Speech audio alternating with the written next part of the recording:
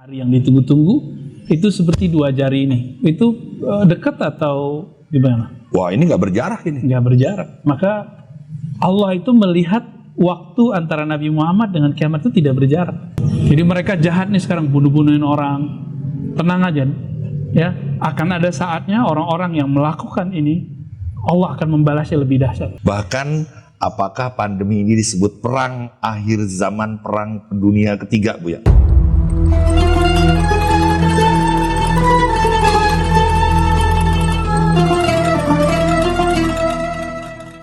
Bismillahirrahmanirrahim. Assalamualaikum warahmatullahi wabarakatuh. Waalaikumsalam warahmatullahi wabarakatuh. Segala puji bagi Allah, Tuhan semesta alam. Beliaulah yang menciptakan keberadaan yang indah ini. Dari tiada menjadi ada. Bahkan sebelum kata ada tercipta di muka bumi ini, Dia sudah ada. Bagaimana bisa kita yang tadinya tiada menjadi ada, lalu ketika kita ada, kita bertanya-tanya, Allah itu ada nggak sih? Luar biasa manusia ini. Dan saat kita sibuk mencari tentang keberadaan Allah, kita ditiadakan kembali. Kita mati, kita pikir sudah selesai persoalannya. Ternyata Al-Quran menjelaskan bahwa tulang belulang kita nanti akan dikumpulkan dan kita mempertanggungjawabkan selagi kita ada, ngapain aja. Maka menyesallah orang-orang yang menganggap bahwa Allah itu tiada.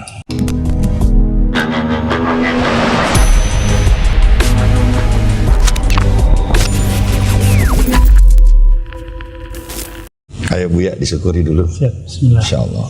Orang nih kalau dibilang disyukuri nggak ada yang menolak ya. Tapi kadang-kadang, ayo silakan dicicipi. Sedikit kesannya pelit ya. Ya. Alhamdulillah, indah-indah. Teman-teman semua, nanti kita akan mengulas tentang hari akhir. Kadang-kadang saya berbicara kepada sahabat-sahabat saya bahwa ini adalah menjelang hari kiamat. Dia bilang, ya saya yakin hari kiamat itu ada. Tapi, sekali lagi teman-teman, kan semua orang yakin hari kiamat tapi tidak tahu kapan datangnya. Maka untuk itu marilah kita puja dan puji. Kita bersolawat atas kehadiran Nabi besar Nabi Muhammad SAW yang menanamkan nilai-nilai ini bahwa nanti akan ada akhir. Iman pada Allah, iman pada malaikat, iman kepada kitab, iman kepada Rasul, iman kepada hari kiamat, ya, iman kepada qada dan qadar. Oke, Bu ya, kita jelaskan dulu nih kepada sahabat-sahabat kita di channel Cafe Rumi Jakarta bekerja sama dengan Kandang Jurang Doang. Mudah-mudahan kalian yang senang dengan program ini bisa bertukar kabar kepada teman-teman yang lain dan mereka mau like ya, mau nge-share juga, mau subscribe juga ya. Apa itu kiamat, Bu ya? Kiamat tuh apa dulu gitu kiamat? Secara bahasa dulu ya. Ya, secara bahasa dulu. Kiamat itu apa? Bismillahirrahmanirrahim. Alhamdulillah wassalatu wassalamu ala rasulillah. Amma ba'du. Kiamat itu teman-teman dari kata qama, yaqumu, qiyamah. Lalu ada qiyamatan. Kiamat. Artinya secara harfiah berdiri. Berdiri? Artinya secara harfiah bisa dimaknai hukum Allah berdiri atau hukum Allah ditegakkan. Oh, ya.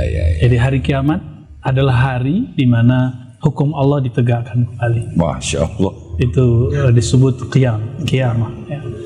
Juga disebut dalam bahasa Arab sa'ah. Sa'ah itu udah jadi bahasa kita saat. Kita nyebut sesaat. Tapi saat itu artinya kelapangan waktu. Ya, sesaat, ada waktu yang lapang di saat itu. Tapi dalam bahasa Indonesia sesaat artinya sebentar ya. Kalau teman-teman tajiran nyebutnya sekejap.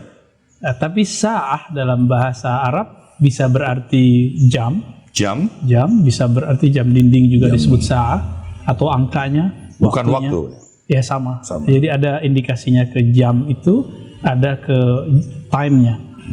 Namun as-sa'ah dalam Al-Quran dan dalam hadis Nabi itu bermakna waktu yang kita tunggu-tunggu dan waktunya panjang dan tidak boleh disebut seakan-akan tidak ada akhirnya. Saking lapangnya, panjangnya waktu itu sa'ah. Tapi dalam bahasa Indonesia kita sering menyebut hari akhir, hari akhirat, hari kiamat. Nah, hari akhir, akhirat sama. Akhir berarti Kalau bahasa Inggris setelah ini ya, hereafter ya. Setelah ini atau last day, misalnya hari akhir. Hari akhir maksudnya hari setelah hari ini. Ada hari lagi. Berarti hari yang kita sekarang akan berakhir dengan datangnya hari esok yang disebut hari akhirat itu. Hari akhirat itu. Ya, ini secara harfiah. Kalau secara makna, maka yang disebut kiamat adalah suatu masa fase kehidupan lanjutan manusia setelah hidup di dunia. Jadi berlanjut. Ada kelanjutan hidup. Tubuh yang terpisah di alam kubur itu menyatu kembali atau dengan tubuh yang lain. Tubuh yang baru. Tubuh yang baru. Tubuh yang baru. Tubuh yang lama hancur, tapi Allah sisakan yang disebut zanab. Zanab itu tulang ekor. Tulang ekor. Lalu Allah ciptakan dari situ tubuh yang baru. Tubuh yang baru. Karena tubuh yang lama tidak sanggup mengarungi lamanya perjalanan hidup, bagaimana beratnya hisab, mahsyar, sirat. Apalagi kalau terjebak masuk ke neraka. Itu orang disembelih, dicincang, tapi tubuhnya nggak mati. Itu tubuh yang mana? Tubuh Superman saya nggak tahu. Itu hanya Allah yang tahu rahasianya. Buya, kita lebih detail lagi Buya ya. Ketika kita mati, kita dikubur, ruh terpisah gitu. Menuju akhirat yang tadi itu, berapa perjalanan waktu menuju sana? Karena kan ada siksa kubur gitu ya. Gimana kita panjang, menjelaskan? sangat banyak. Sebelum ke sana kan masih ada fitnah akhir zaman, baru akhir zaman. Maksudnya gimana fitnah akhir zaman? Fitnah itu bukan saya memfitnah Bang Dik, bukan. Fitnah itu bahasa Arab artinya kekacauan. Oh, kekacauan akhir zaman. Huru hara akhir zaman. Yes. Jadi itu yang disebut fitnah akhir zaman. Dan Nabi mengatakan nanti akan muncul satu masa ya, yusaddaq fihal kazib. Masa itu orang bohong dianggap benar, orang benar dianggap bohong. Yukazzab fihas shadiq wa yu'tamanu fihal kha'in. Orang yang berkhianat diberi amanah. Wow. Itu jangan-jangan sudah terjadi sekarang. Sudah terjadi. Itu disebut ciri kiamat wusta. Jadi kiamat itu ciri-cirinya sebelum terjadi ada 3. Sebelum kita masuk ke alam kubur, alam mahsyar, ini masih panjang, sangat panjang Bang. Tapi ini sudah di ujung. Ini sudah di ujung. Ujung pertengahan. Jelasin tuh ya, maksudnya ujung. Jadi yang pertama, tanda kiamat pertama adalah Nabi Muhammad SAW lahir. Apa kata beliau? Ana was-sa'ah kahatain. Aku dan hari kiamat, sa'ah ya, the time ya, hari yang ditunggu-tunggu itu seperti 2 jari ini. Itu dekat atau gimana? Wah, ini nggak berjarak ini. Nggak berjarak. Maka Allah itu melihat waktu antara Nabi Muhammad dengan kiamat itu tidak berjarak. Cuma kita melihatnya berjarak. Di dalam surah Al-Ma'arij disebutkan, kami melihatnya qariba, narahu qariba. Tapi kamu melihatnya ba'idah, kamu melihatnya jauh. Benar nggak? Kayaknya udah corona begini kita masih santai aja. Ya? Masya Allah. Mana ada virus sehebat ini di dunia yang bisa goncang ekonomi, goncang politik, nggak ada. Apalagi kesehatan, ya, apalagi spiritual, kerohanian. Semuanya goyang dan semuanya goncang. Ya. Jadi Nabi mengatakan, munculnya aku itu adalah awal dari akhir zaman. Lalu baru muncul kemudian tanda-tanda, dan ini adalah fase terakhir dari pertengahan akhir zaman. Lalu kita sedang menyongsong awal dari fase terakhirnya. Waduh, dengar ya sahabat-sahabat semua ya, ini akhir ya. Akhir dari fase tengah. Akhir dari sebuah awal tengah. Ya. Karena tadi Allah menciptakan ruang dan waktu tidak pernah berjarak. Dia juga menciptakan kekasih dengan kiamat sebenarnya tidak berjarak ya. Tapi kita menganggap ini jaraknya luas sekali, panjang sekali. Seolah-olah masih ada hari esok yang kita tunda-tunda untuk berbuat lebih baik. Ya. Dan dikatakan bahwa Rasulullah, Nabi besar Nabi Muhammad SAW itu Nabi akhir zaman. Ya. Sudah disebut padahal dia adalah Nabi akhir zaman. Tapi kenapa begini yang terjadi, Buya? Biasanya orang ketika dia masuk di dalam, itu dia ngerasa dirinya terkooptasi oleh kondisi itu. dan dia lupa apa yang terjadi sebenarnya. Seperti orang sedang terjebak dalam satu game. Satu game permainan. Ya, dia ngira ini masih panjang padahal pendek. Setelah itu selesai. Dan Allah menyebut hidup di dunia itu la'ibun wa lahun, main-main sebenarnya. Game. Senda gurau. Game.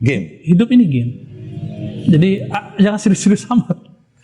Walaupun wajah saya serius ya. Buya nyampe ini serius sih. Jadi saya serius ya. Jadi hidup ini games katanya, candaan, permainan. Jadi jangan serius amat.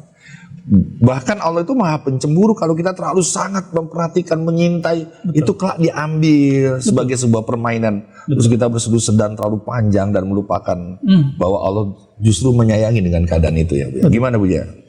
Di saat seseorang tidak ingat dia saat senang, lapang, tidak ada virus, maka Allah ingin dia dikenang saat ada virus.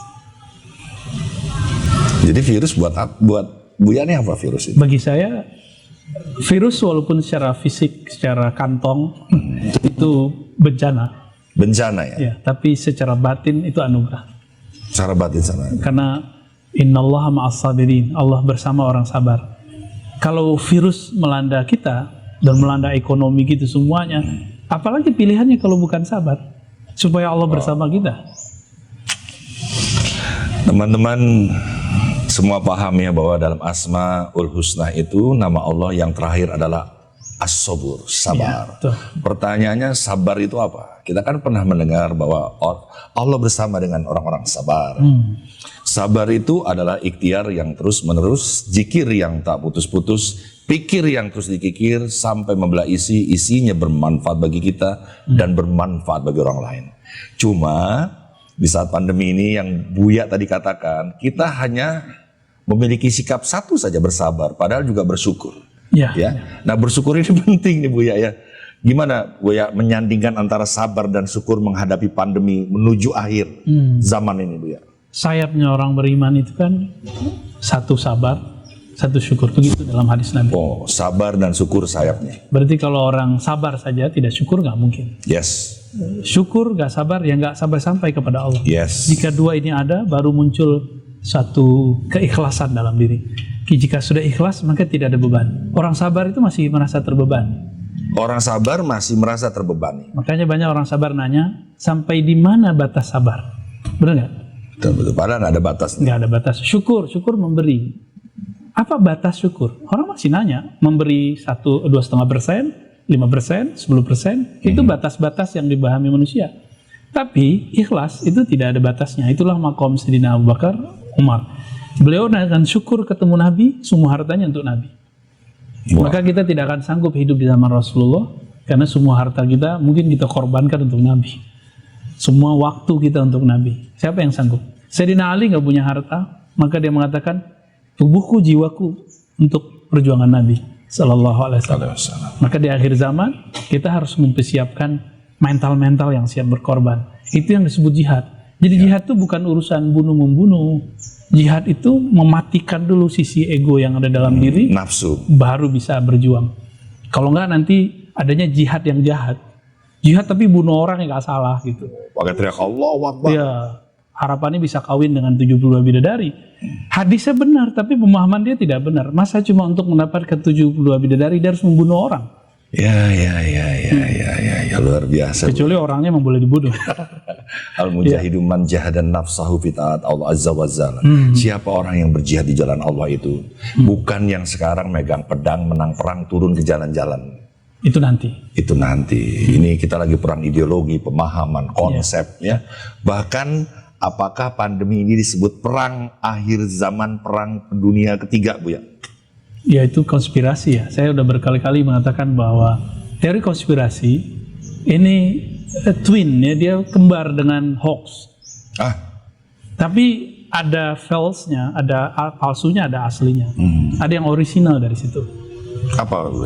Apakah ada di dunia orang tidak berkonspirasi? Kan nggak ada. Bang Dik dagang itu konspirasi juga. Ada trik-triknya. Orang berpolitik itu konspirasi. Jadi dalam skala kecil Pak RT, Pak RW aja di komplek kita itu berkonspirasi. Jadi nggak ada di dunia orang tidak berkonspirasi. Tapi hati-hati dengan hoax, kabar-kabar burung ya.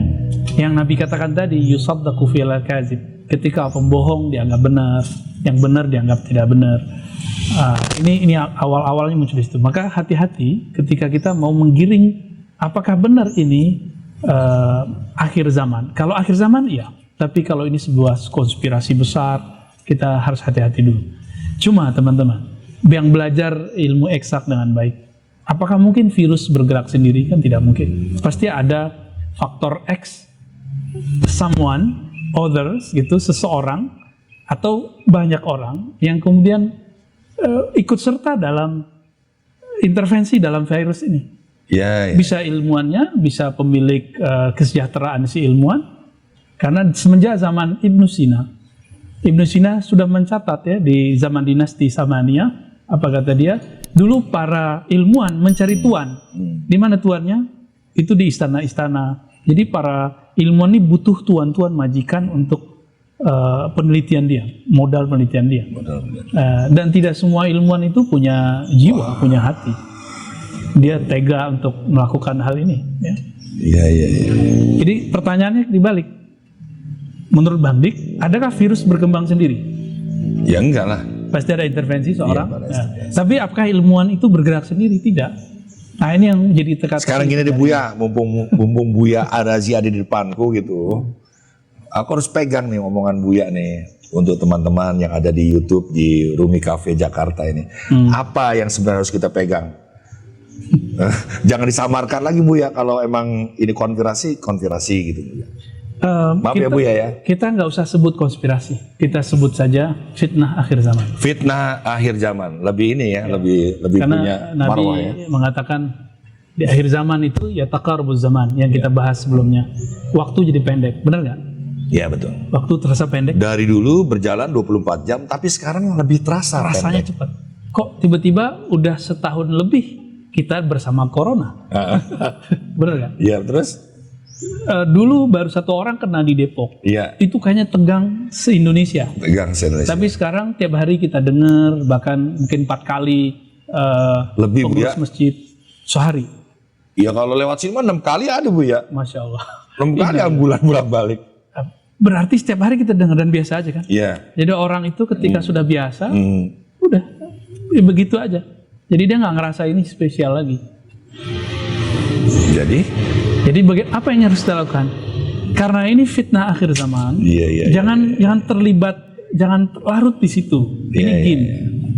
Berarti kita harus tarik diri keluar. Kita lihat ujungnya kemana sih? Kalau hadis ya, pembukaan hadis saya tadi kan tentang ketika zaman ini orang yang bohong dianggap benar, benar dianggap bohong. Apa ujungnya? Ujungnya nanti kedatangan sang maha pemalsu, sang pembohong. Nah, tapi sebelum datang ke sana akan muncul fitnah-fitnah akhir zaman yang disebut fitnatud dajjal. Kita nggak akan bahas dajjal dulu, tapi ini yang disebut fitnatud dajjal. Beritanya lebih besar dari kejadiannya, bisa jadi ya. Dan kalau sekarang emang beritanya besar, kejadiannya juga besar. Kita nggak boleh menafikan juga. Maka yang harus kita pegang adalah fasalu ahla dzikri in kuntum la ta'lamun. Jika kamu tidak tahu, maka tanya kepada ahlu dzikr. Allah menyebut ahli ilmu di situ zikir. Ahli ilmu itu disebut dengan zikir. Berarti ilmu itu tidak boleh hanya intelektual murni, harus ada spiritual. Maka yang dimaksud ahlu dzikir di sini adalah orang-orang yang a'rafun nas billah, orang-orang yang paling mengenal dengan skenario, pemegang skenario alam semesta. Ketika Nabi Adam terusir dari, dalam tanda kutip, dari surga, apakah Nabi Adam marah? Lalu ketika Sayyidina Musa berontak ke Nabi Adam, hadis Bukhari, apa kata Nabi Musa? Hai Adam, engkaulah kakek kami. Oh, kamu kakek kami itu yang membuat kami terusir. Apa jawaban Nabi Musa? Oh, ini ya Musa yang cerdas, bisa berbicara dengan Allah, tapi dia nggak mengerti takdir Allah. Tidak mengerti skenario Allah. Jadi kita emang harus mengerti bahwa ini ada skenario besar. Jadi saya tidak sepakat membicarakan konspirasi alam manusia. Kenapa? Ketika mereka makar, konspirasi, wallahu khairul makirin. Allah lebih bagus sebagai sutradara, Allah lebih bagus merencanakan. Jadi mereka jahat nih sekarang, bunuh-bunuhin orang. Tenang aja, ya. Akan ada saatnya orang-orang yang melakukan ini, Allah akan membalasnya lebih dahsyat. Wallahu khairul makirin. Jadi siapa yang berlaku zolim, dia sendiri nanti akan terkena akibat dari kezoliman itu sendiri. Mereka lupa dengan kalau kita berbuat buruk kepada orang, kita dapat balas. Yes. Dalam Islam itu disebut sawab dan iqab. Baik dapat baik, buruk dapat buruk. Kalau dalam bahasa lama kita disebut karma. Ya, sebenarnya sama sih ya. Pala karma kalau bahasa Sanskertanya. Yes. Jadi pala karma itu sama dengan sawab dan iqab. Tapi mungkin ada perbedaan dalam beberapa sisi. Intinya sama. Maya'mal khairan yarah. Yang melihat, yang berbuat kebaikan kontan cash, dia akan langsung melihat hasilnya. Yang melakukan keburukan syarran yarah, dia langsung melihat. Jadi teman-teman gak usah khawatir. Gak usah khawatir. Cash mereka nanti akan dapat hasilnya. Allah lebih baik makarnya daripada mereka. Luar biasa Buya. Sahabat semua, usia saya sekali lagi saya perlu mengingatkan 53 tahun. Setua itu saya beriman kepada sesuatu yang saya tidak pernah lihat. Tapi saya yakini dia ya basir yang maha melihat.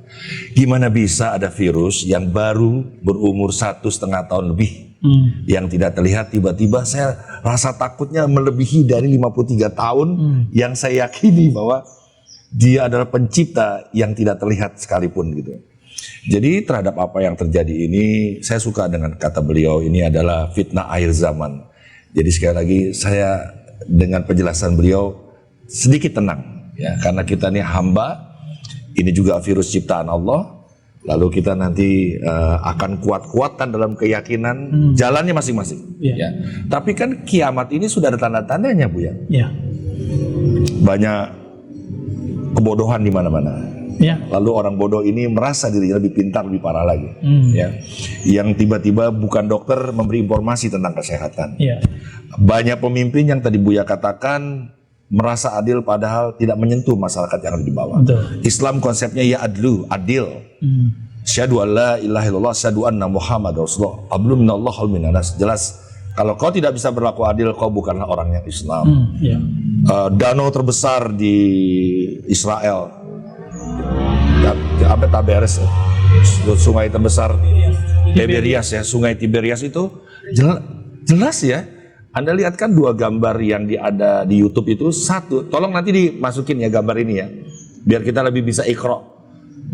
Yang awal dibuat itu kan penuh airnya ya, sekarang cuma genangan gitu loh, dan itu adanya di Israel.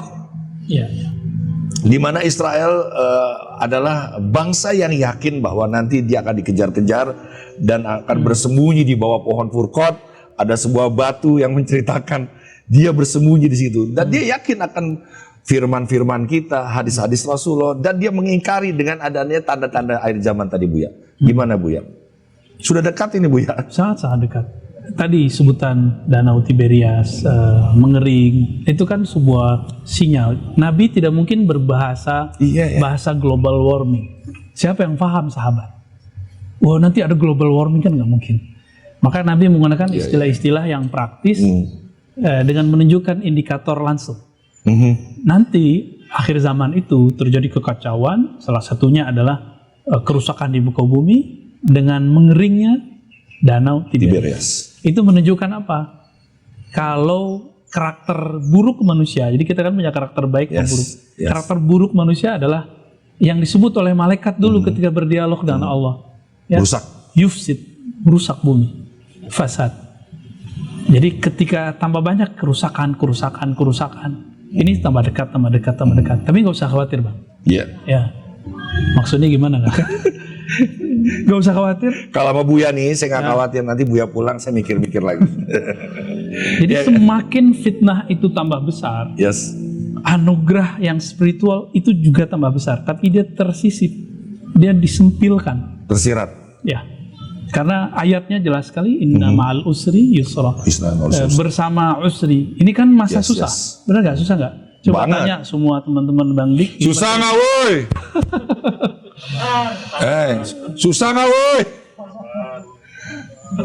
Nggak ada yang berani bilang susah. Takutnya disangkain nggak bersyukur. Padahal susah ya. Takut sama Bang Dik ya. Itu betul-betul emang susah. Jadi kita melihat hari ini banyak sekali pemandangan biasa melihat itu. Tapi ingat, ada yusra, Dan lafaznya pakai ma'a. Ma'a itu berarti bersamaan dengan. Maka kalau orang dia teliti saja di saat-saat seperti ini, dia akan menemukan sesuatu yang nggak biasa. Contohnya, ini sederhana aja ya. Dulu orang bekerja pulang pagi, berangkat pagi pulang sore. Lupa ya? Udah lupa kan? Oh iya. Lupa. Iya ya. Berangkat pagi macet, sore juga macet. Lupa ya? Sekarang udah enggak ya? Udah enggak. Udah biasa, tapi masih ada. Apa kita perpanjang ini pandemi? Terus. Memori kita terlalu pendek untuk mengingat kesusahan, Ya Allah, kesenangan. ya Karim, astagfirullahaladzim. Mau seperti itu lagi. Sekarang semuanya cukup dengan Buya bener juga. ya, Masya Allah. Ini enggak, Buya sebentar. Gak sadar ya, teman-teman ya. Sadar nggak bahwa kita udah nggak berangkat pagi lagi, pulang malam sampai lembur-lembur. Nikmat nggak? Banget. Saya nih kalau ngaji ya, harusnya menempuh 2,5 jam, 45 menit. Nikmat. Dan pulangnya juga Sama. ketiduran. Lebih cepat lagi ya. Lanjut ya. Sekarang kita bisa kerja dari rumah. Kerja dari rumah. Kemudian kita bisa jamaah dengan pasangan kita. Yes.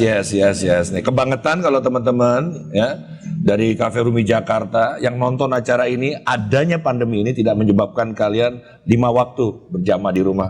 Itu waktu yang terbuang percuma. Ya. Lanjut Bu ya.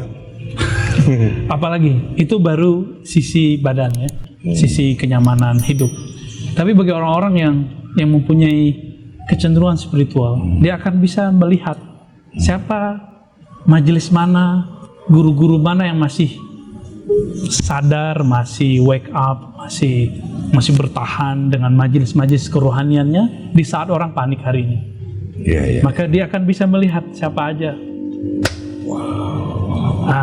Jangan jauh-jauh dari majelis itu. Buya mohon izin. Gus Miftah mohon izin. 2 bulan pandemi berlangsung, Anda tahu nggak siapa yang mau WA saya minta tolong? Itu adalah komunitas para ustadz. Seharusnya saya pikir dia kekasih Allah, dia yang paling diselamatkan dari rangkaian acara pandemi. Belum tentu ya Ustadz. Ustadz itu kan cuma guru. Nggak, jadi saya pikir gimana dengan saya? Ini komunitas para pencinta Allah aja. Jadi gimana? Belum tentunya. Ada ustadz yang seperti pelita matahari. Dia kalau muncul maka yang lain tumbuh tanpa merusak si pelita itu. Dan tidak ada yang berebut mendapatkan cahaya itu. Semuanya akan mendapatkannya. Ada yang seperti bulan, ya. Benar, ada yang kayak lilin, ada yang kayak matahari dan kayak bulan. Kalau bulan itu sejuk, kalau matahari itu dia menghidupkan, tapi pasti panas keras. Panas banget. Sangat keras. Membakar lah ya. Guru-guru yang membakar jiwa, yang melatih jiwa, itu guru-guru sang pelita. Tapi ada guru yang adem. Dia ibarat rembulan. Mampu menerangi kegelapan. Kalau baginda Nabi SAW, beliau asyams, beliau seperti pelita, beliau juga seperti al-badar, seperti purnama. Jadi ada kerasnya, ada lembutnya. Tapi lembutnya lebih besar daripada kerasnya. Jadi tidak semua guru-guru itu, ya saya kan juga seorang guru dan saya sangat paham kondisi kita dan kawan-kawan. Tapi ada juga Buya guru yang seperti bulan. Dia mampu menerangi cahaya di kegelapan malam hari, tapi dia sombong. Padahal dia hanya mendapatkan pantulan dari matahari. Kalau ada orang ngomong nggak mau dengar, ya udah merasa lebih hebat. Kalau bertanya pun dia ngukur, nyanggah. Ustadz gua nggak ngomong gitu Itu ya model gimana lagi itu ya. Ya, ada ustadz yang dia sudah jadi guru, tapi dia baru melatih intelektualnya, baca kitab, orasi, tapi dia belum membenahi sisi kerohaniannya, jiwanya, nafsiyahnya. Jadi idealnya seseorang itu ketika menjadi dai ilallah, dia mempersiapkan akal pikirannya dengan dalil-dalil teks, baca kitab, sarjana, gelar-gelar. Baru hafalan ya Bu ya? Ya, analisa. Lalu dia mempersiapkan latihan rohaninya. Nabi kan tidak ujuk-ujuk kemudian berdakwah, walaupun beliau sudah tahu dirinya seorang nabi ketika umurnya masih 5 atau 7 tahun. Yes. Tapi beliau kemudian berkhalwat, beliau kemudian menyepi, bertahanus di Gua Hira. Jika seorang Rasul Sallallahu Alaihi Wasallam masih berkhalwat dan 10 hari terakhir beliau masih iktikaf, lalu ada ustadz atau dai atau ulama kiai sekarang tidak pernah mau iktikaf 10 hari. Yang ada orang itikaf dia kemana-mana gitu. Kalau tidak itikaf Ramadan, itikaf di luar Ramadan. Ya, dia berkhalwat di luar lagi Ramadan. banyak undangan. Itu lahun walaibun, itu mainan aja. Lagi banyak amplop Buya, gimana Buya? Amplop habis, tapi kalau latihan rohani dia nggak habis. Masya Allah. Nah, lanjut ceritanya gimana? Teman-teman, ilmu adalah cahaya ya. Dan cahaya adalah nur. Tidak semua ilmu akan menjadi cahaya atau nur yang menerangi kehidupan kamu, dan kamu mampu mengantarkan ilmu itu kepada keluarga, kepada sahabat menuju keilahian. Karena nur itu tersimpan bukan dalam pikiran tapi dalam intisari hati bernama qalbu. Nah, kalau qalbu sudah tumbuh pohon cinta atas nama Allah, 99 akarnya menghujam di seluruh sel-sel kita, maka dia harus kau sirami dengan kebaikan dan kebajikan, dan tumbuhnya akan melebihi raga kita sendiri. Pada akhirnya kita mampu menyintai orang lain dan bukan hanya diri kita. Nah, masalahnya kalau masih ada orang yang di akhir zaman ini masih mikirin family, bukan ummati, ini lewat. Sebaik-baiknya umat tentu yang bermanfaat. Tadi saya tertarik dengan kolbu ya. Kolbu ya. Itu berkaitan dengan akhir zaman. Gimana Bu ya? Kalau di hadis itu kan la taqumus sa'ah hatta la yuqalu fil ardi Allah. Hadis Imam Muslim. Tidak terjadi kiamat, tidak tegak hari kiamat, tidak berdiri kiamat kalau harfiah ya. Kalau terjemahan bebasnya tidak terjadi hari kiamat sampai tidak ada orang yang membaca Allah. Di mana orang membaca itu bukan dengan lisannya saja, tapi dari kolbunya. Jadi selama masih ada orang membaca ini di dalam kolbunya, kita bisa mengundur kiamat Bang Dik. Jadi tenang Bang Dik. Mari kita mengundur kiamat. Yuk ikutin. Bukan mengunduh lah ya, mundur. Kita semuanya ikutin dulu ya. Ya Allah, ya Allah, ya Allah, ya Allah.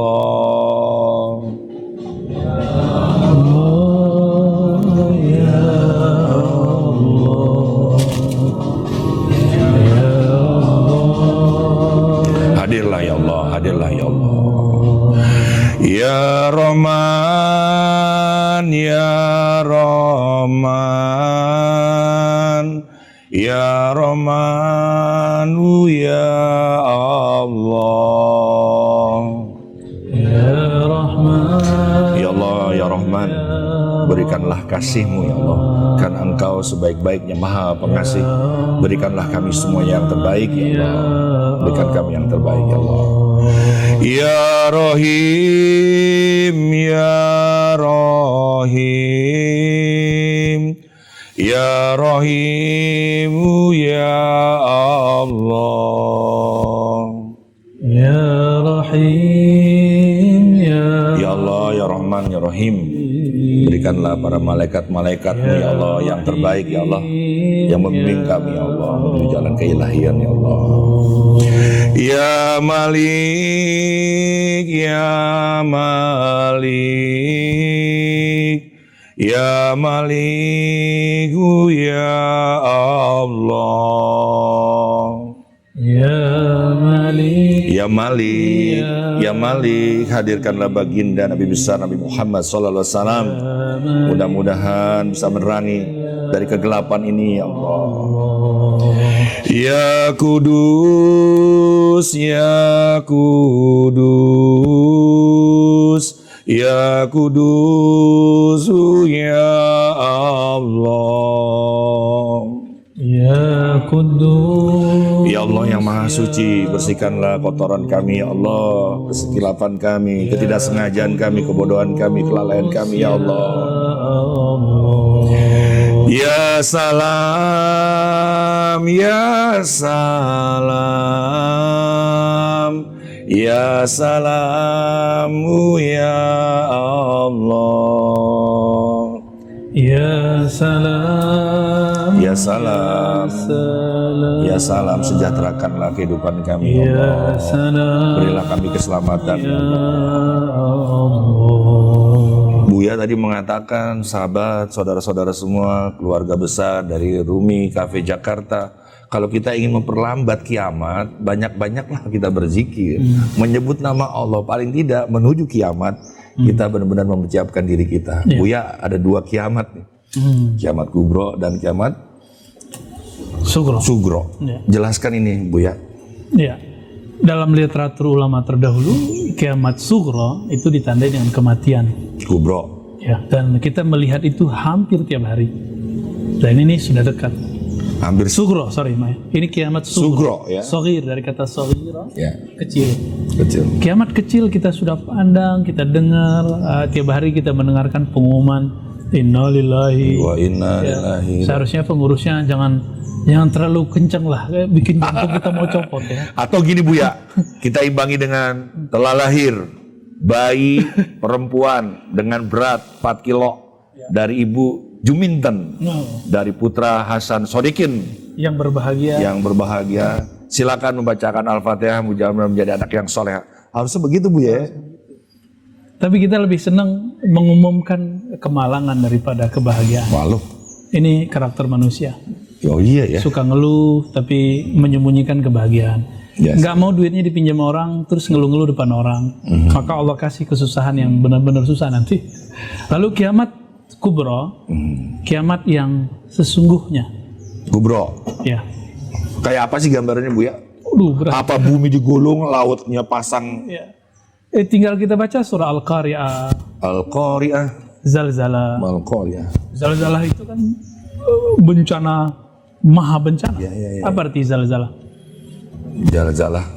Gempa. Ya. Maka sebelum kiamat Digoncang tuh. itu goncangannya luar biasa. Lalu ada infitor, idas sama fatarat. Itu bintang-bintang, langit-langit infatarat. Itu berjatuhan. Bintang-bintang pada berguguran, berbenturan. Ya. Jadi kiamat ini terjadi, ada beberapa kejadian besar ya. Pertama kehancuran alam, lalu Allah menciptakan bumi yang baru.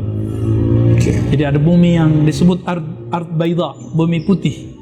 Itu ibarat bumi luas sekali. Nanti kemudian orang bangkit. Ada bangkit. Maka nanti ada kebangkitan pertama dengan kita berkumpul, mahsyar pertama di bumi. Masih di bumi. Nanti ada setelah itu berkumpul yang kedua kalinya. Itu ketika kita mau dihisab, mau ditimbang. Itu setelah kita naik nanti dari tangga langit yang ada di Al-Quds. Ya, jadi ada fase-fase banyak. Nanti bertahap kita ada cerita bagian sana. Ya, jadi kalau kubro ini apakah bumi sedang diriset sebenarnya? Ya, bumi diriset Allah dan menjadi luas, sangat luas. Makhluk dari awal ciptaan sampai akhir itu muat semua.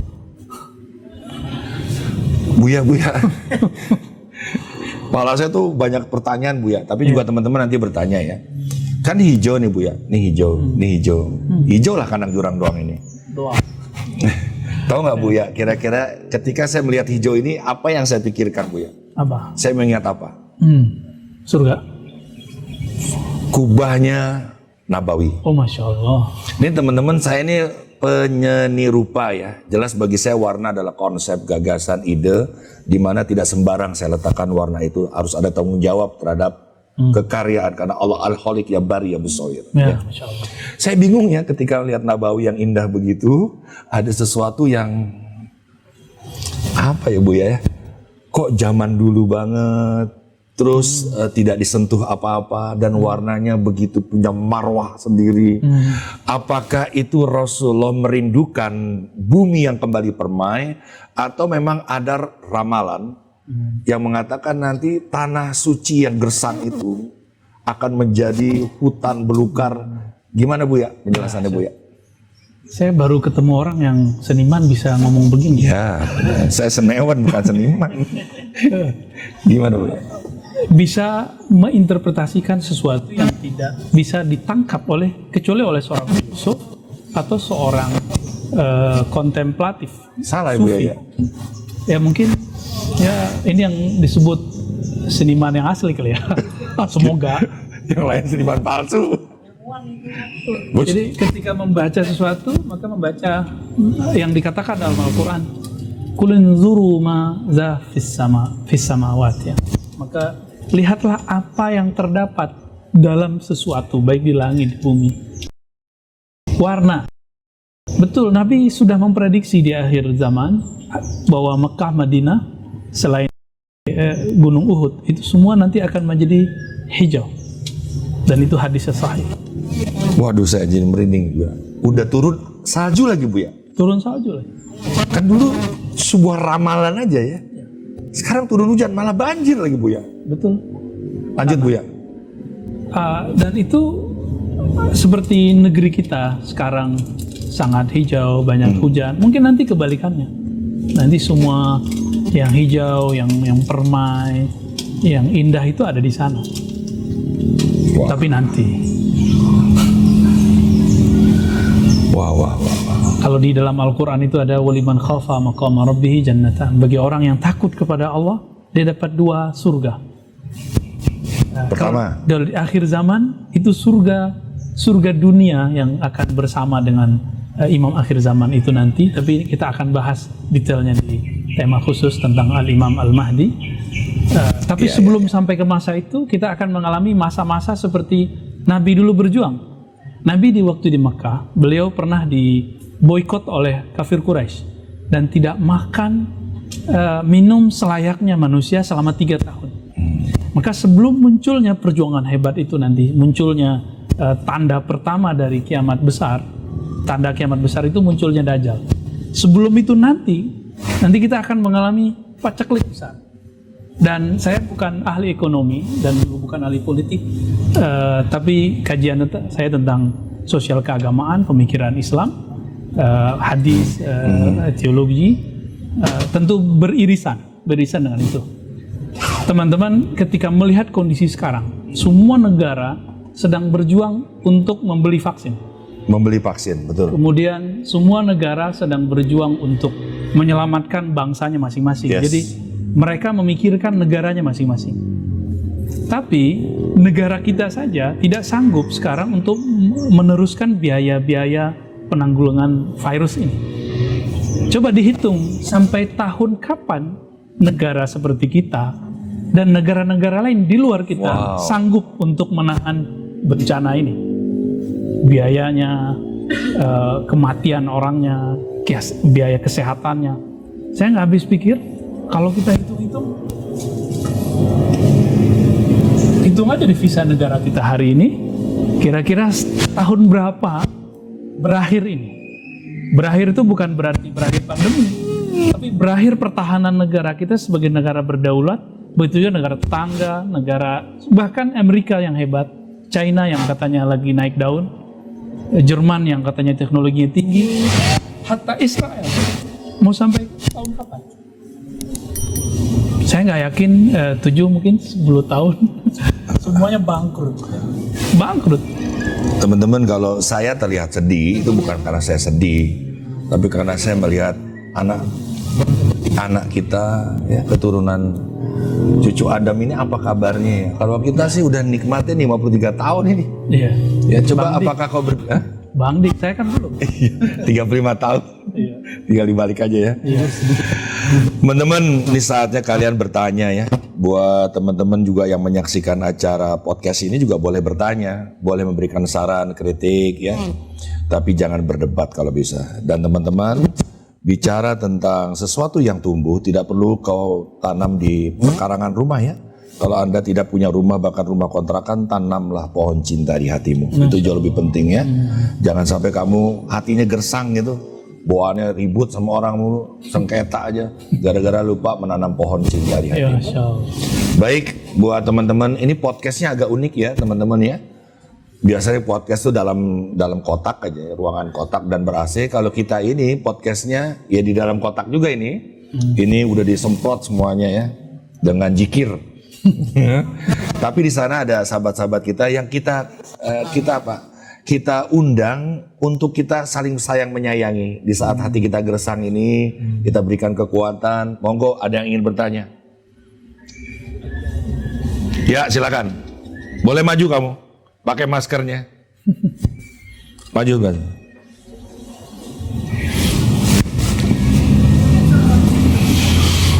Ya, perkenalkan nama. Agak dekat ya. Saya ulang nanti namanya.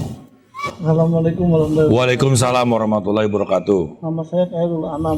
Dipanggil Anam ya. Anam lah pohon ya. Oh, itu Anamnya. Apa pertanyaan Anam? Saya ingin bertanya Buya, karena memang kan kita sering kan diingatkan oleh orang gitu. Misalkan kayak sholat 5 waktu gitu. Namun kan kita masih muda gitu Buya. Kadang masih ya bukan sebenarnya malas sih, cuman kayak masih teringat-ingat dunia gitu Buya, kayak mencari rezeki gitu karena memang sudah ada yang peringatkan Buya. Ini nggak kurang nih perut udah begini nih. Perlu diperingatin apa lagi nih? Sudah ada yang peringatin gitu Buya, tapi kadang kita tetap abai gitu, padahal udah ada yang ngasih tahu, udah ada yang bimbing gitu, cuman kita masih tetap. Bagus pertanyaan. Jadi pertanyaannya adalah bagaimana cara kita untuk bisa mendapat agar kita tetap tidak lalai gitu Bu ya, karena masih muda kan, jadi kepikirannya dunia mulu gitu. Umur berapa? 25. Udah nikah atau belum? Belum. Masih jomblo? Sudah nasib Muna. Iya belum. Balik. Buya, bagus banget pertanyaannya Buya. Iya. Saya suka pertanyaannya karena mewakili dirinya. Ya, mewakili juga orang-orang seusia dirinya. Yang jomblo. Yang jomblo, jangan jomblo. Wahai orang-orang jomblo, jangan jomblo. Karena dengan jomblo kau menyaingi keberadaan Allah yang sendiri. Allah sendiri tidak pernah kesepian. Kalau engkau, Allah tuh terlalu berisik dengan permintaan kalian ya. Jadi sekali lagi Buya, gimana menasehati tanpa menakuti kiamat-kiamat itu, surga dan neraka. Kadang-kadang saya sebel deh Buya, di ujung jarinya Ustadz itu bilang, lu neraka begitu. Oh, berarti Ustadznya lulusan Dia panitia surga dan neraka Buya. Beneran. Universitas Neraka Indonesia. Gimana Buya? Ada orang yang mengira beragama itu urusannya neraka, ancaman. Yes. Allah itu dibayangkan suatu yang serem, kejam, menyiksa ya. menyiksa. Barangkali orang ini dididik dalam ancaman, dalam ketakutan. Kamu sholat, gak sholat neraka. Waduh. Kapan kita ngajak orang sholat itu dengan cinta? Iya. Kalau Bang Dik ngajak anak sholat dengan cinta, gimana caranya? Ya pertama aku teladan dulu sih Bu ya. Aku sholat sama istriku berjamaah. Tidak di tempat yang tersembunyi, justru di tempat yang dimana mereka melihat. Oke. Nah, itu berarti memberikan contoh. Kedua, kalau kita ada jalur pintas. Gimana tuh dia? Kenapa Bang Dik atau teman-teman di luar, mungkin ada teman-teman di luar yang pernah bekerja, yang kayak tadi, berangkat pagi, pulang sore, kena macet. Kerjanya gajinya juga nggak tinggi-tinggi amat, tapi mau bekerja. Kenapa? Karena ada sesuatu yang mau didapat, yaitu kesejahteraan.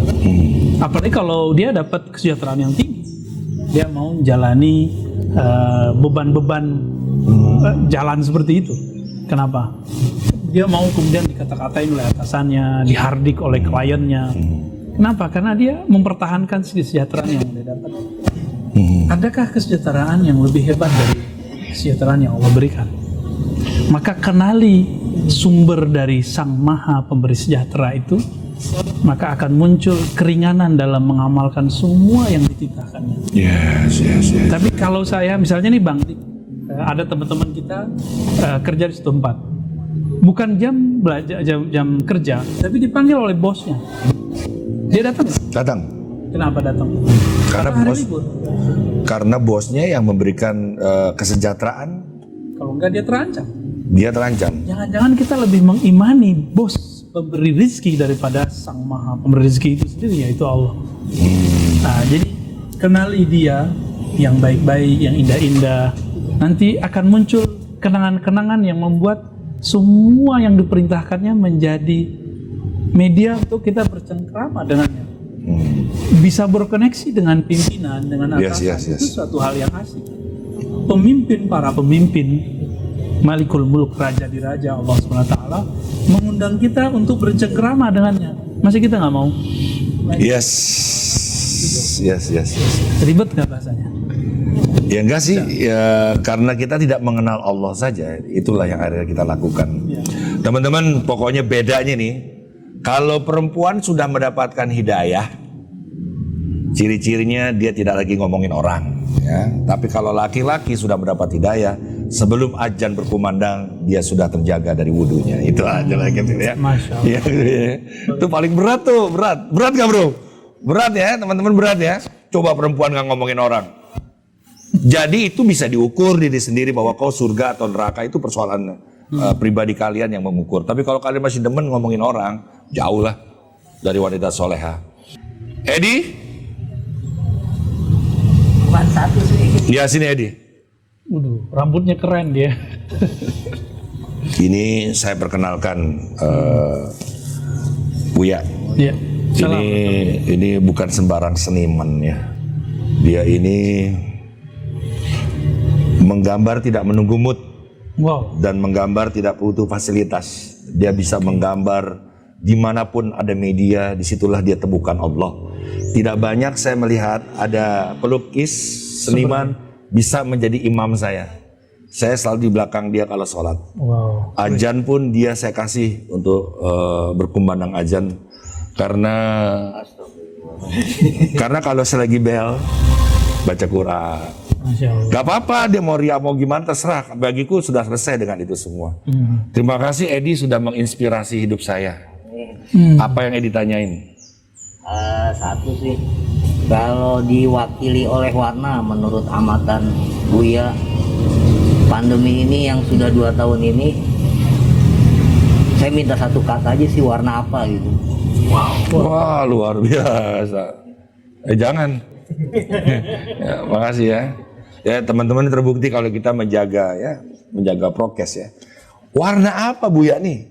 Udah 1,5 tahun ini. Sebelum merah itu hitam. Buya jelasin dong Buya. Sebelum merah itu hitam. Ya. Jadi nanti akan Sebelum ada merah ini hitam. masa nanti berdarah-darah. Tapi itu nanti. Yang disebut oleh Nabi SAW kasratul haraj. Jadi akhir zaman itu ditandai dengan banyaknya haraj. Lalu sahabat bertanya, apa itu al-haraj? Al-haraj itu al-qatal, bunuh-membunuh. Tapi sebelum ada pembunuhan secara berdarah-darah itu yang merah, seger, maka ada pembunuhan dengan cara yang gelap, yang jahat, yang tadi Bang Dik sebut konspirasi. Saya mengibaratkan ini dengan kegelapan. Gelap nggak? Siapa sekarang yang menskenariokan ini? Tahu-tahu ada yang mati, tahu-tahu kita dengar orang yang sudah wafat, ada perusahaan hancur, negara bangkrut. Beberapa negara di Amerika Latin itu sudah bangkrut, Bang. Sudah nggak sanggup membeli apa saja. Ya. Bahkan sebelum pandemi, apalagi pandemi sekarang. Iya, banyak negara yang bangkrut ya. Kita termasuk masih lumayan, walaupun kita juga sudah mulai ngos-ngosan. Ya. Udah sangat berat sekali. Iya, luar biasa. Nanti ke depan mungkin tidak ada lagi negara ya. Ya, bangsa-bangsa sudah tidak ada lagi, raja-raja sudah tidak ada lagi. Ya. Teritorial negara nanti akan hancur dengan bangkrutnya semua negara itu. Orang memikirkan dirinya sendiri. Edi, bagus sekali pertanyaan kamu Edi. Coba sini Edi. Ini teman-teman ada yang memvisualisasikan obrolan kita ya. Mewakili hari ini tafsiran bonet kikotnya jadi dark minal jahiliyah. Ada warna merah nggak kamu? Warna merah nggak ada karena hari ini kayaknya akhir zaman. Terus saya merekam pembicaraan ini secara horizon. Ada beberapa warna di situ nggak masuk semua. Hidayah visual ruang di kandang jurang doang hari ini hanya ingin mewakili warna hitam semua hari. Terasa ya dari awal. Ada warna pink di depan ini nggak saya pakai juga, ini buat kuat jadi. Iya. Jadi hari ini warna-warna kuning, warna merah, warna hijau Nggak muncul. hanya buat kesetan sejarah zaman gitu kayak. Jadi dari awal sudah merasakan itu. Kepentingan politik partai, warna-warni, bendera-bendera semua negara seperti yang ditafsirkan Buya tadi, semua sudah sablai, beku, bahkan mencair menjadi satu warna putih atau hitam hari ini. Wow. Baik, Seru ya? teman-teman, Buya menjelaskan secara agama. Kalau saya menjelaskan secara seni rupa. Ya, saya mau denger juga. Ayo, gimana? Nih, selingan aja kan bisa diedit kalau jelek.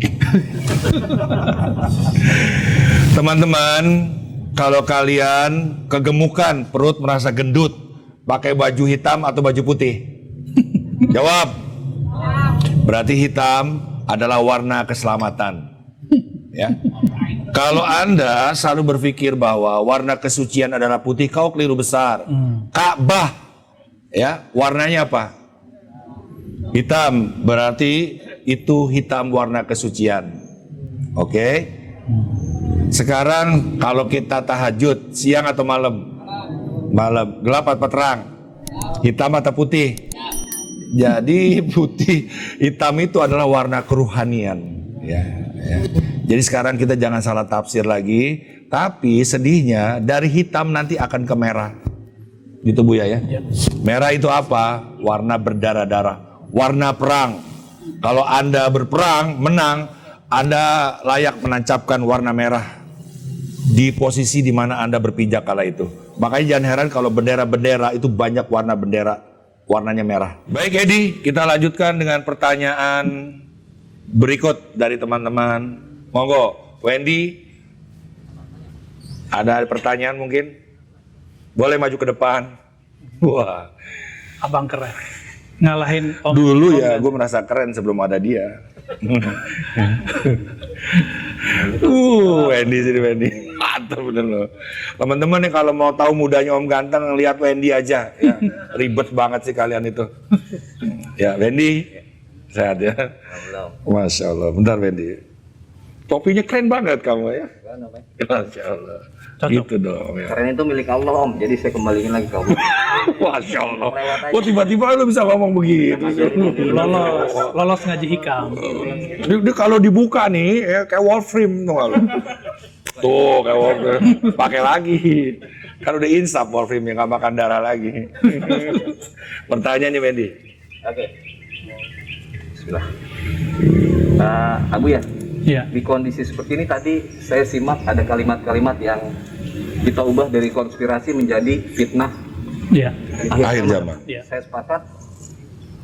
Kondisinya adalah memang saya juga pelajari di behind the scene ini adalah saya lebih yakin bahwa ini bukan dari Allah, tapi dari sekelompok orang yang diizinkan Allah lah. Iya.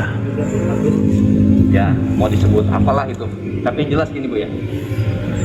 Dalam kondisi ini mostly masyarakat umumnya termasuk saya orang awam lah ya, bukan dari guru-guru, ustadz atau mursyid, gemes gitu loh. Karena banyak orang menganggap ini adalah ya dari Allah, ya dari Allah, dari Allah. Artinya mereka pasrah. Bagi saya berserah oke, tapi kalau pasrah dengan keadaan itu ya pasrah sama keadaan.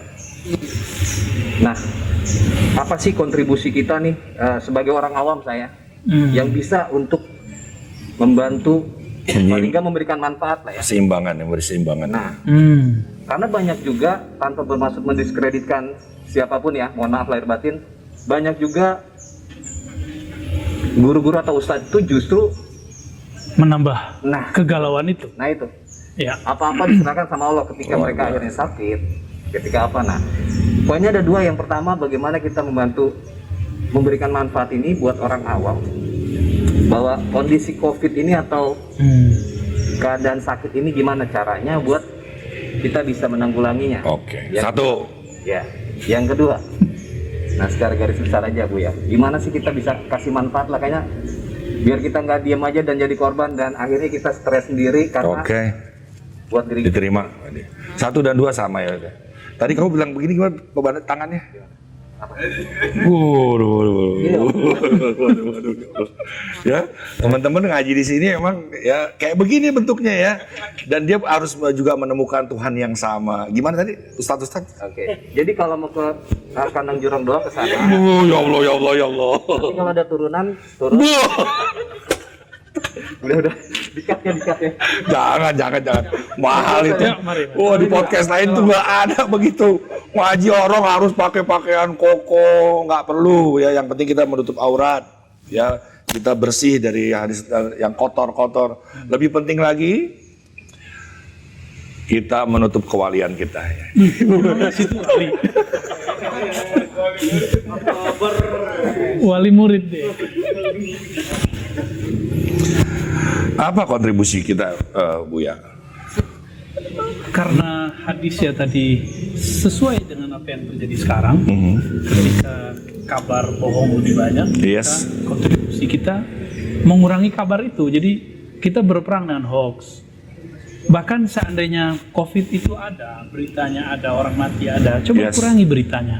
Yes, Tolong penyimbang. jangan share berita-berita seperti itu yang menakutkan, supaya handphone yang menemani kita setiap saat itu steril dari kabar-kabar negatif. Orang itu bisa dicuci otaknya lewat kata-kata, Siap. lewat tulisan, lewat perbuatan. Siap. Ya, ada brainwash. Ya. Nah, maka brainwash di zaman politik kita sudah lihat orang-orang setiap hari membaca sesuatu yang di-share orang lain di grupnya lewat tulisan-tulisan yang kadang-kadang bawa ayat, udah gak usah di-share. Ya, kurangi berita-berita itu. Yes. Kemudian udah gak usah bicarakan COVID. Yes. Kita taati prokesnya, kita hargai usaha-usaha orang yang sedang berusaha bertugas, terutama orang-orang kesehatan, negara, dan ulama seharusnya juga tidak kemudian bertabrakan dengan pergerakan ini. Pergerakan kita harus sama-sama menanggulangi itu. Kalau ulama kan tidak bisa menyembuhkan secara fisik, maka dia sembuhkan kolbunya orang lain yang sedang galau. Kurangi kegalauan mereka. Yes. Ya. Bagaimana caranya? Setuju. Kurangi omongan konspirasi. Yes. Kita kalau ingin berbicara, ulama kan ngomongnya tentang dalil. Apa dalil akhir zaman? Lalu apa hubungannya sekarang? Kalau kita bicara konspirasi ini sebenarnya apa gitu? Itu kan miliknya orang-orang yang bisa jadi fiktif, bisa jadi sejarawan, dan kita nggak tahu. Dan sepakat tadi pembukaan Bang Dik, orang yang ahli bidang apa dia ceritalah di bidangnya. Seperti Bang Wendy tadi kan pasti ada relasi, ada keahlian. Nah, gunakan keahliannya untuk meredam. Oke. Siapa tahu kayak Bang Dik nih punya kemampuan sedih, bisa main musik apa segala macam. Adakah sekarang musik-musik yang bisa menenangkan orang? Misalnya musik menenangkan orang saat terkena COVID, atau musik-musik yang memerangi hoax. Saya belum dengar tuh ya. Belum ada. Iya, bagus itu. Keren. Apalagi Bu ya? Dan yang paling penting, kuatkan diri kita sendiri. Jadi sebelum kita memberi manfaat kepada orang, maka mendekatlah kepada Allah yang an-nafi', yang maha memberi manfaat. Iya, bagus Bu ya.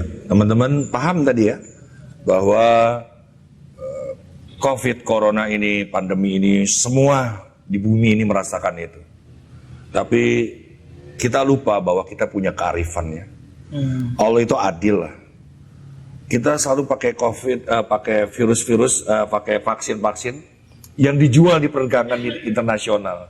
Padahal kita punya kedai Rumi, kopi jahe. Ya, kenapa kita nggak minum jahe? Gitu kan ini? Buya diminum itu jahe merek kandang jurang doang, Buya, boleh diangkat? Boleh. Ya, kenapa kita nggak buka itu jahe merah ya? Ya kalau yang di Jepang mungkin sakura merah gitu ya. Ya, atau nggak boleh sih ngomongin rokok ya, ada merahnya juga itu ya. Saya ngomong gini biar podcast ini ada iklannya ya.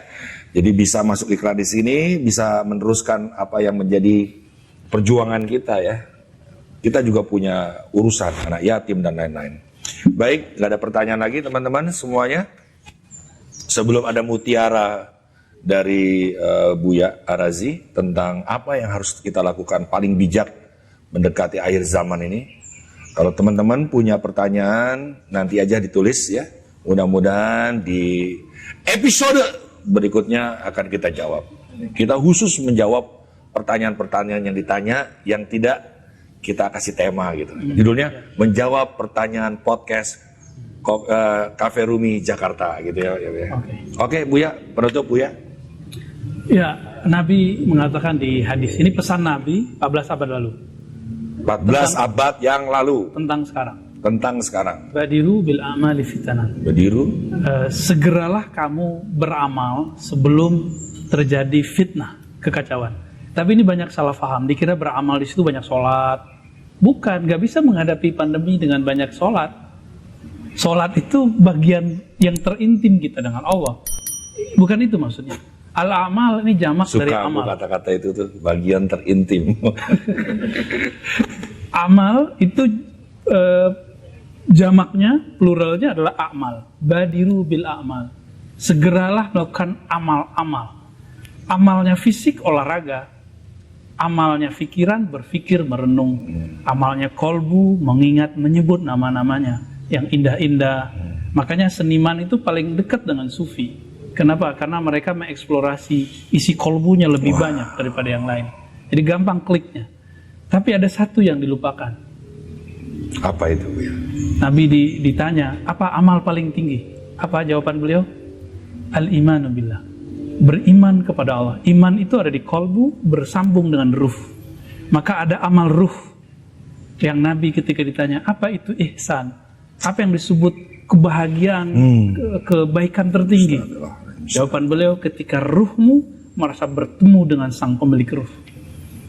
Jadi kita amalnya kita bagi 4. Ayo tubuh olahraga, bekerja, pikiran kita berpikir, kolbu kita berzikir, ruhnya bermakrifat. Maka carilah ilmu makrifat, mengenal Allah sebelum betul-betul ilmu ini dihancurkan oleh fitnatul dajjal itu. Wassalamualaikum. Teman-teman, luar biasa ya. Ketika Rasulullah berjumpa dengan malaikat Jibril pun yang ditanya tentang iman ya. Apa itu iman sebenarnya? Iman itu mengiyakan secara hati, mengucapkan secara lisan, dan melakukan secara perbuatan. Jadi jangan cuma ngomong doang, tapi juga ada perbuatannya. Saya tidak akan menutup dan menjelaskan mutiara tadi, karena beliau tadi menyebut seniman lebih dekat dengan kesufian. Saya ingin membahas itu aja. Sufi itu adalah orang yang mampu melihat realitas kenyataan hidup atas nama cinta. Dia dibenci, dia semakin menyintai. Ya. Dia dirugikan, dia tetap bersenang-senang. Ya, dia dipuja-puja, dia balas lagi dengan doa, karena puji itu hanya milik Allah. Ya. Wahai para seniman-seniman, termasuk artis-artis yang sekarang sedang berjaya menghibur atau yang sudah tidak ada panggung lagi, mari kita sekarang dekatkan diri kita kepada Allah melalui iman kita ini, agar senantiasa kita terkenal di bumi dan terkenal di langit. Amin. Mohon maaf lahir batin, saling memaafkan dan saling mendoakan. Wabillahi taufiq walhidayah. Assalamualaikum warahmatullahi wabarakatuh. Assalamualaikum warahmatullahi wabarakatuh.